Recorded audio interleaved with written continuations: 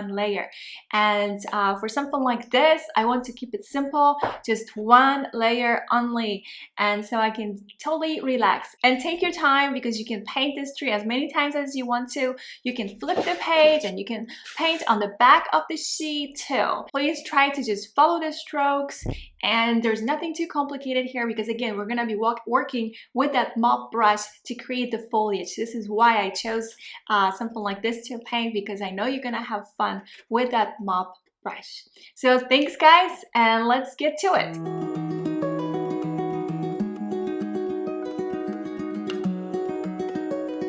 And when you're ready, just grab a pencil. You can also download my sketch, but grab a pencil and try to look at that reference image and kind of break it down into pieces. So where you see the branches and then you see all that foliage, try to separate it. So we see the trunk, and then there's branches, and then we have the leaves. But in a lot of places, we don't really see the branches because it's all covered in that foliage. So how about we draw only the branches that we can see? So I'm gonna start right in here. So that's my trunk. I'm gonna make it, I guess, a little thicker. And it kind of turns this way, in a way. And then I have the branches, but I have like one piece here, and then I can't see it anymore because this is all this is like foliage. And then we have another one, another branch somewhere here, and this is all foliage. And then we have like small pieces sticking out, right? And then we do have like a bigger branch that goes over here, technically, so we can add it there. And then we have smaller pieces that we can see in between. So basically something like that. And just so we know like what's the shape of this tree, like on our paper, so we don't go too far, we kind of just draw like a shape of it, like a rough sketch. How far we're gonna go with the branches and all that foliage. So something like this. So when you're done, just put your pencil away. And again, this sketch is available for download. And what we're gonna do is we're gonna color the trunk with the branches with the undertone, which is like a yellow color. And then on top of that, just the right side for the trunk, we can add the darker tones like the browns, maybe with some blues. We can mix colors. Basically, this side is shadowed, so the right side is shadows. We can do it in so many different ways. We could just paint that lighter part first, so it's all like highlighted from the sun, and then let it dry, and then we can add the shadow. But let's do it all at once. Another thing is, once we are done painting the branches and all that part is done, then we can grab like a mop brush, something like this, and that's the easier way to actually paint those leaves, all that foliage. So you grab like a paint without wetting your brush. You don't want to wet the brush, or you do want it like maybe slightly wet. You just have to feel it out, because if your paint is not diluted enough with water, then you definitely need this brush to be a little more wet. If the paint is really diluted with water on the palette, like water-like ratio, then you don't really need to wet the brush. You can just grab the paint and start placing the colors, but you want to start with undertones. So the foliage that we see, the leaves, it starts like with the yellows, right? So that's why I have like a paler yellow, and then on top of that we're going to start adding the greens, and then we can mix green with the blues. So I'm going to put this one on the side. This is my palette, and I have a brush that I'm going to use to dilute these colors with water. I'll tell you what I have here. This is the Imidazolone Lemon. I need some yellow for those undertones, for the leaves. And then this is all my green from a different painting, actually. That's why I'm reusing my color palette. This is soft grain. Nice soft grain. And then I have actually here already indigo. I'm going to let some of that indigo mix with the soft grain. And I'm cleaning my brush. I'm going to go for the ISO yellow. That's something that I saw on the tree that I feel like it's there, that shade of that yellow. And this is raw sienna from a different painting too. I'm going to reuse it. I'm diluting it to like a little bit more like a milk or half and half like ratio. And here's my burnt sienna. This is more diluted, like a water-like ratio, or milk-like ratio, I'd say. And then I have Van Dyke brown right here. And I also want to dilute some of the phthalo blue red shade. I'm gonna put this palette on the side, clean my brush, I don't need this brush. And I'm gonna start from painting that trunk. So use a round brush, maybe size 8 or 6, something comfortable. I'm dipping my brush in water to make sure it's wet. And I'm gonna grab like the yellow, so ISO yellow with the raw sienna. The colors are really diluted with water on my palette. That's because I'm painting mostly wet on dry, which is much easier. And you can start by filling the tree from the left side, and then we have the right side. So how about now grabbing some of that burnt sienna and adding it from the right side this time. The color will bleed towards the left side. And you kind of want to do it a little faster because the paper will dry, because this is wet on dry, so it's a little faster. And then we can grab some of that phthalo blue, I'd say, with the Van Dyke brown. So phthalo blue, which is the blue, and some Van Dyke brown, and we add it from the right side. So now we have like a highlighted tree from the from the left side, and then we have like a more shadow tree from the right side.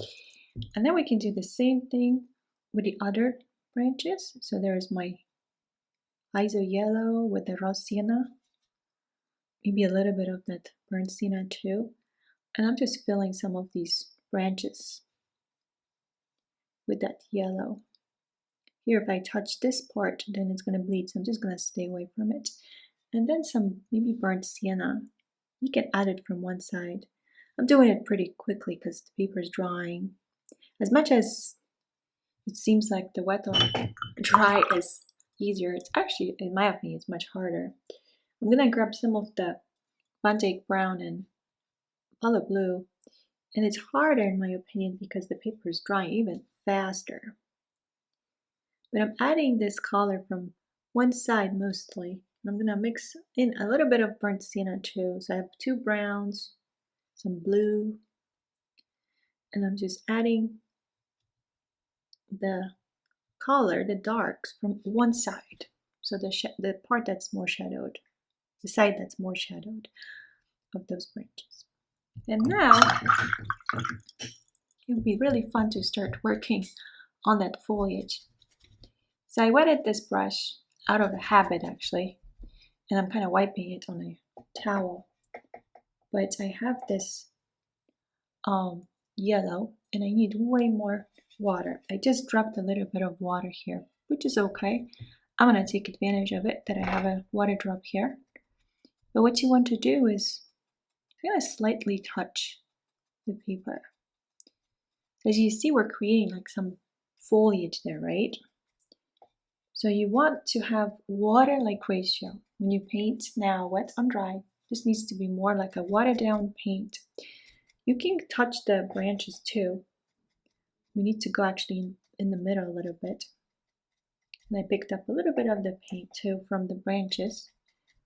But you continue adding that foliage. I need more water with my yellow, so I just grabbed a little bit of that yellow. You don't want this brush to be too wet, because if it's too wet, then you're losing that kind of funny shape, like what you're trying to recreate. And this is way faster to paint like this than trying to paint every single leaf, which we don't want to do. So something like this.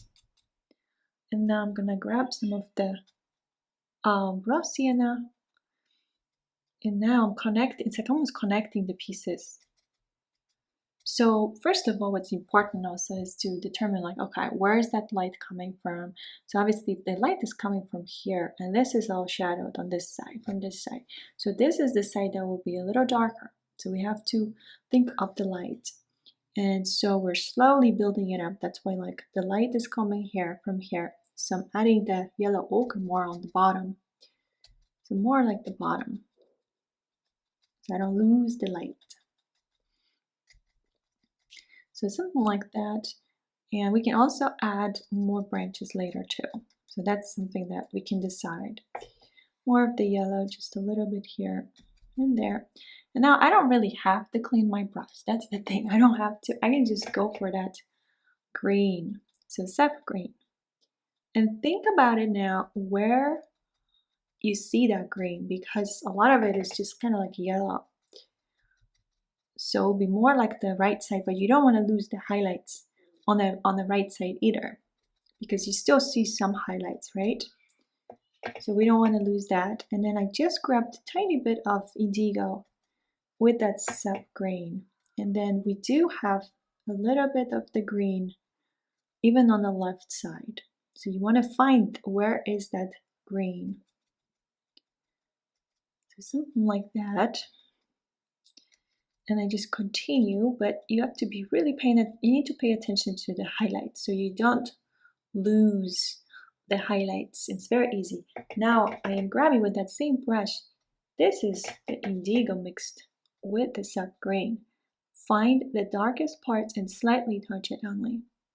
Just a little bit so we can find the shadows. So we don't want to lose the highlights again, because that's how we're showing that the sun is coming, right? From that one side. We can grab a little bit of Van Dyke brown too. I just grabbed some Van Dyke brown as well. As you see, this is what the brush looks like, but it works. It really works when it's like messed up a little bit like this. And then a little more of just the indigo. As you noticed, like I didn't even clean my brush. I just continue grabbing more and more paint. And that works. I don't need to refill. So just try to pay attention to what's happening with that brush. Different brushes will basically work differently. Depends on the hair. I've had this one for a while, so I thought it would be perfect. And it is actually, it's working out pretty well. So I think overall, like I'm good with this. I'm gonna clean this brush and I'm going to add more branches. I'm going to add more branches, and I'm thinking to use a smaller brush, maybe this one. It's a round 3. I'm gonna find areas now. This is wet. This is wet on dry. So I'm gonna find some branches. Maybe here one, maybe something here. I don't need that many. This looks already pretty to me. And then on top of that, where I place these strokes, I'm just gonna add some Van Dyke brown there. And that will bleed a little bit also towards my branches, or actually the leaves that I painted. We don't need to do much of this. This looks good already.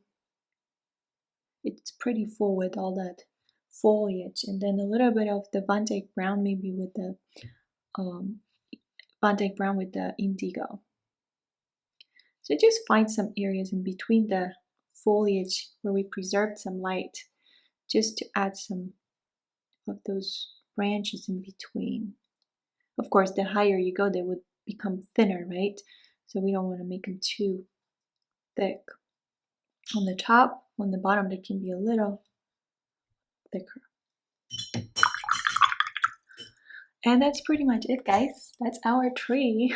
So I hope this helped you to release that tension that you might feel. A lot of times we just feel too tensed, and even the painting might not go well when we feel tensed. And I do experience that once in a while. That's why I need to do like these exercises.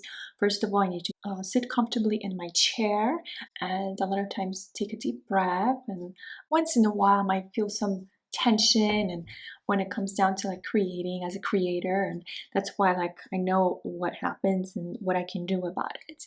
And that's why like painting simple things helps. So when I feel tensed, for example, I won't go for like a dog painting, something more complex where I really need to focus on everything, and I know the painting will take me like an hour and a half. I will choose something simple And a tree in this case it's very satisfying because there's simple steps to it, and it's all about like visualizing where do we see the branches, and then that's where we start with those branches, and then we can add some foliage, right? And we start with undertones. And of course, if you have like a splatter, you saw what I did. I just took advantage of that splatter because it's okay. It's totally okay to have a splatter here and there, and it's okay if you created a bloom here too. It wouldn't be a big deal.